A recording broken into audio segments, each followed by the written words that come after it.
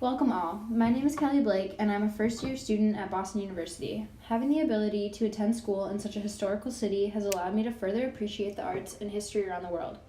We're here to offer you our argument for which artifacts should be included in your newest exhibit. I believe our choices greatly reflect such an imperative era in Greek history.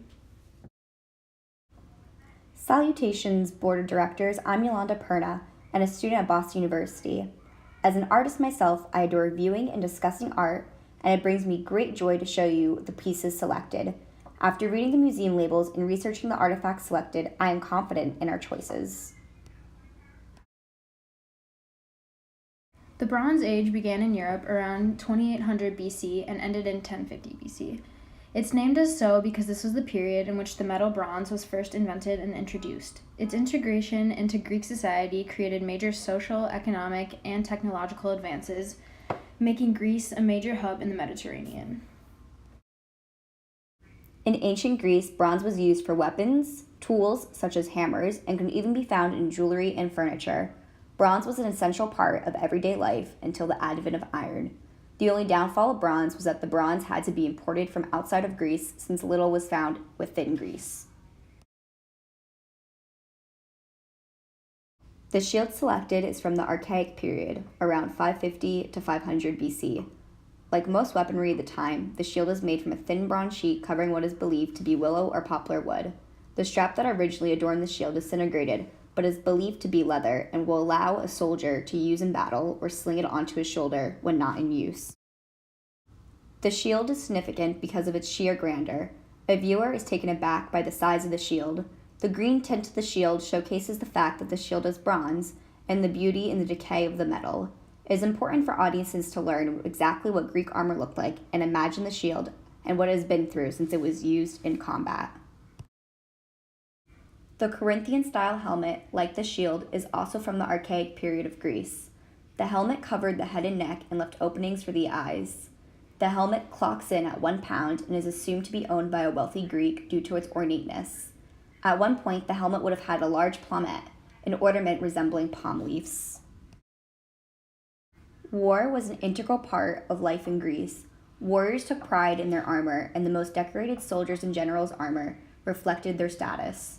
War was a celebrated part of the culture, and it is important to recognize the esteem of war and the high prestige of death in battle in order to understand Greek culture as a whole. As the most popular helmet style during the Archaic and early Classical periods, the Corinthian helmet proved to be a critical component in Greek warfare. Although made in many forms, most Corinthian helmets share a similar style. A warrior's helmet was not only used for protection, but in many Greek cultures it signified the transition into manhood. For our third and final artifact, we've chosen this marble discus from around 500 BC. After the creation and integration of bronze into Greek sports, discuses were later produced in bronze, although this discus specifically is not. Unlike our first two artifacts, this discus is not used as weaponry, but rather for sport. How this relates to a contemporary audience is simple. Discus remains a routine part of most present-day track and field meets at all levels, and is an event widely known since the beginning of Olympic history, dating back to the first Olympic Games in 1896. This would be a beautiful inclusion to this exhibit because of its connection to modern sports and to the Bronze Age.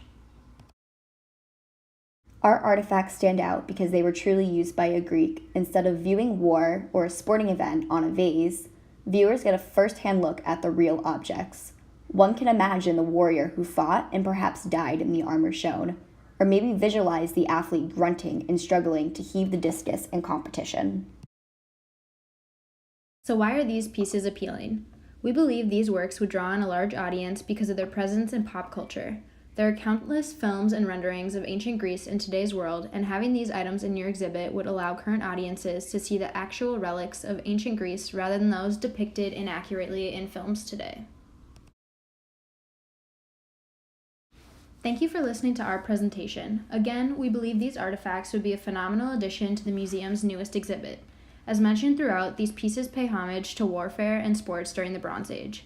These would pull in quite the audience due to the connection to contemporary ideas. Thank you for your time, and we hope you consider our choices.